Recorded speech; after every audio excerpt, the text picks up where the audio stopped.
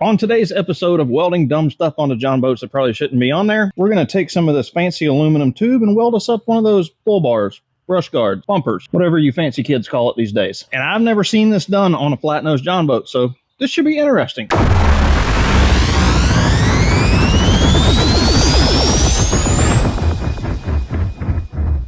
Hey guys, just a reminder out there that if you're looking for boat hatches, we make some that'll just drop right into a frame. Cut your hole, drop it in, screw it down, or rivet it, and, well, we make some pretty elaborate ones. We have a good stock now, but as the season goes on, people start buying these faster than we can make them.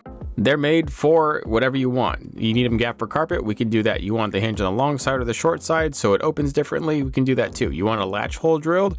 Also an option. You want them powder coated to match for EVA foam. We can also do that too. You can get them bare aluminum. A lot of people do that and then they paint them or they non-skid them. You can call us at this number right here to get any questions answered about them that you need.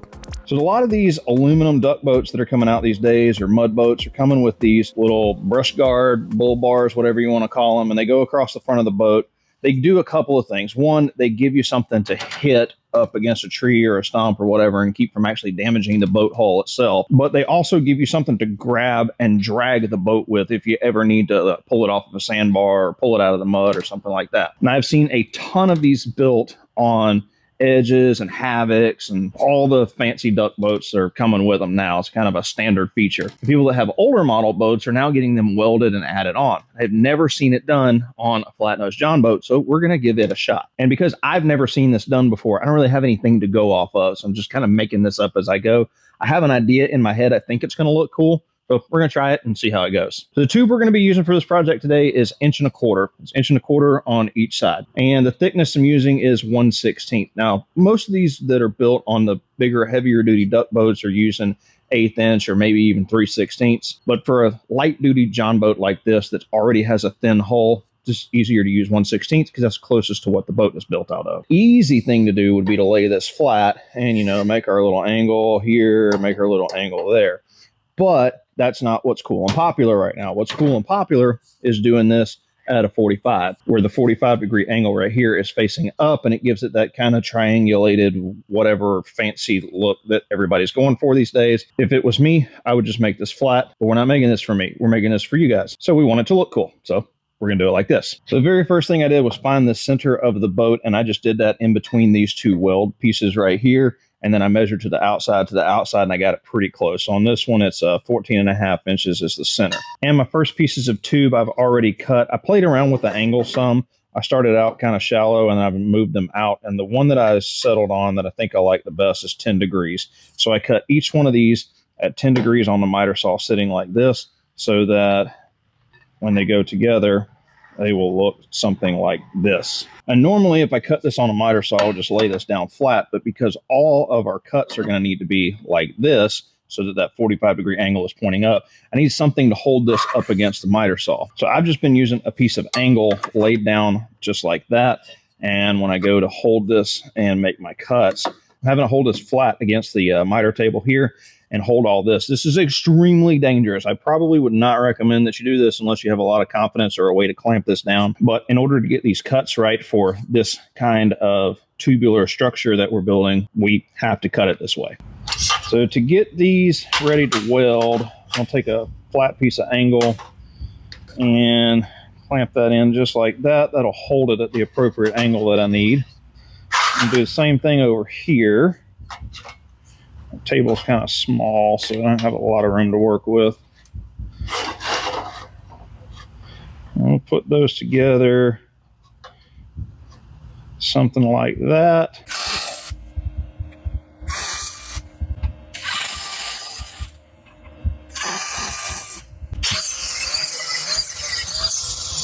So now with that tack together, I went ahead and ground off all the tacks, so that way I can weld this solid and not have to worry about a big lump right there in the middle.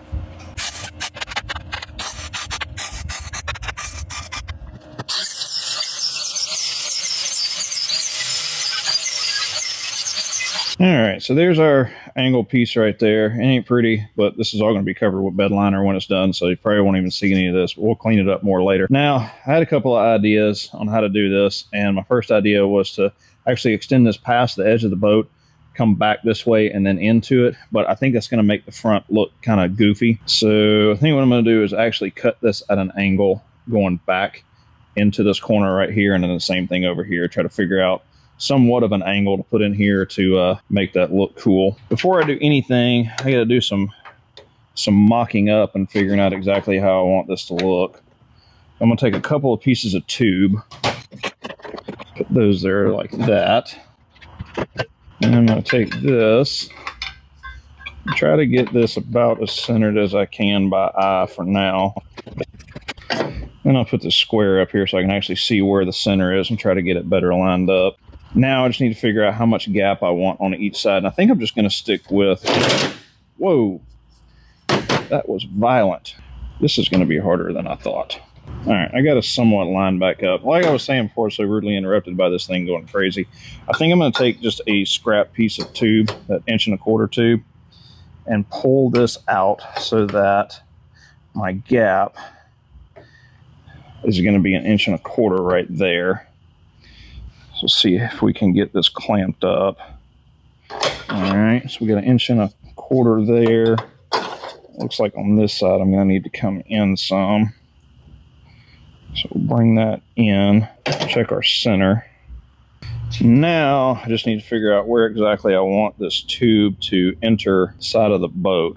And I'm thinking if I just line this up with the gunnel rail right here, I can somewhat make a mark as to where I want that tube to go. And I'm going to do the same thing over here. So we got that. Now we just need to figure out what this angle is so that we can figure out what half of the angle is, and that's where we can make that cut on this piece and the piece that's going to go from here to there. So to make this work, I've got the angle on this is going to be my right-hand side of the boat. I have to hold this piece of angle up against the fence, and then I'm going to have to take, well, let's see, how's this going to work? I just have to cut all the way through it. Yeah. I'm going to have to hold this just like so. And I'm trying to figure out exactly where I need to make this cut at. All right, so I played around with this a whole bunch. I wasn't really crazy about that flat angle right here. So I ended up settling on 30 degrees. So I cut each one of these pieces at a 30-degree angle. And I think we're going to wind up looking something along that line right there. Now I just need to cut these two pieces that I'm pointing at with my free fingers, because I'm holding all this together. I just need to figure out how long I need to make these. And there's not a really great way to measure this, but where these side pieces are going to come in is going to be at a little bit more of an angle than I originally expected. And I want to have enough gap to where you could grab this in the corner and not hit your knuckle on here. So I think that 1 1/4 from this tube is going to be the perfect dimension. I think what I'm going to do to measure this, hold it like it would be on the boat, and I'm going to flip it over, and I'm going to take this inside corner right here, line up my tube, and put a mark right there. And then we'll do the same thing on this piece. It's over here. It would be mounted like this. Turn it the same direction and put me a mark at 1 1/4. And I'm just going to hold these two pieces together so I can get a rough guess on the angle that I'm going to have over here. So I'm just going to hold that and put a mark over here on this side. And what I'm looking for is which angle this is going to be coming into the boat, so that I can make sure when I cut this, I'm going to be cutting it at a funky angle. I'm going to actually be cutting it down and at another angle. So it's going to be like a compound angle, basically. And I want to get it as close as I can. Kind of rough sketch this on here. None of this is exact at all. This is all done a lot by eye. Now we just need to figure out what this angle is, because this is actually where it's going to be mounted to on the front of the boat. Now, put our angle finder on there. All right, so that's going to be the angle that we have to cut down. And I'm going to move this to figure out what this angle is. It looks like that is 30 to 31.5. 31.6. We're going to go with 31.6. That actually come down just a little bit. 31 looks like it's about right. So we need to move the bevel over 31 degrees. I have never done that on this saw, so this should be super fun to figure out. We don't ever do these weird compound cuts on this saw. How do I get it? Just, you're going to make me go read the instructions, aren't you? Dang it. Aha, figured it out. Okay, 31. Lock that down. Think that's 31. If not, it's close enough. Then we just need to get this one at 15. Looky there. That is spectacular. Wow, I cannot believe that worked. Thank you, high school math teacher. Now we just got to do the other side and see if we can make this somewhat even. All right, let's see if we got the fit right on this. Hold that in place right there. This boat's been hitting the front. It's not exactly straight, which I kind of expected, and that is okay. Need to figure out now where exactly I want to mount this. But before we do that, let's go ahead and get these tacked up.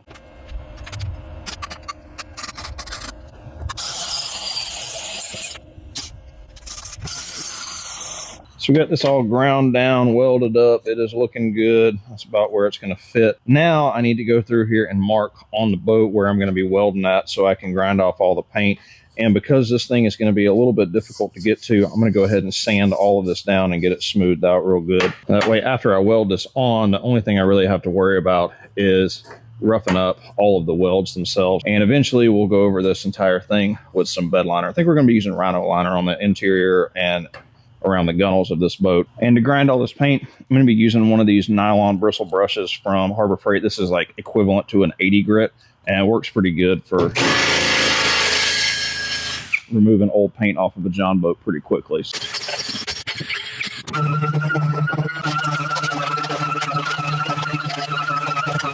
All right, welding this on is going to be another one of those Jesus take the wheel exercises. All right, I got a very light tack on that, so I'm going to take a piece of flat bar. It looks like I need to come up just a hair. All right, so that should hold it at the angle that I need it. And I can go ahead and start getting some welds on there.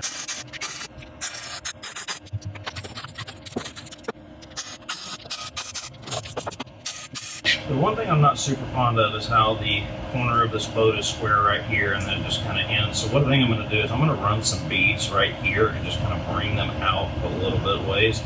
That way I can grind this smooth and kind of make this a smooth transition down to about right here.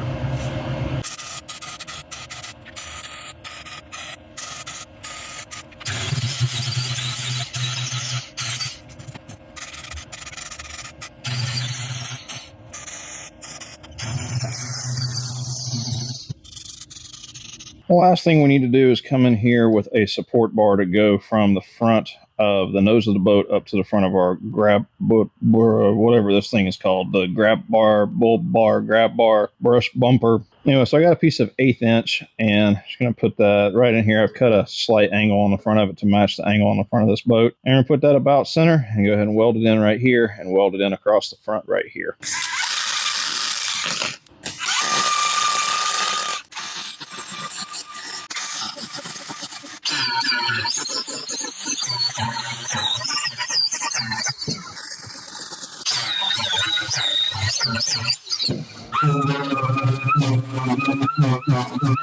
So our bull bar project or brush guard project turned out really cool. I'm happy with the way it came out. Now, is it perfect? Absolutely not. The angles are not exact. I could have done this a million different ways, but it's sturdy. It's not going anywhere, and it serves its purpose. It gives me a place to grab on the front of the boat and I can drag it around. And if I do happen to hit something later on down the road, I hope that it will smash the actual brush guard, bull bumper, or whatever you want to call this thing, instead of actually smashing the front of the boat. And with how thin the front of this boat is built, I'm sure this added a little bit of structure to it, made it a little bit stronger. I don't know how much stronger, but even if it's not strong, at least it looks kind of cool. Next up on our project duck boat, we're going to be removing all the decking because we've got to get ready to start running wires, get our electrical panel done, and that is where I will see you guys on the next episode.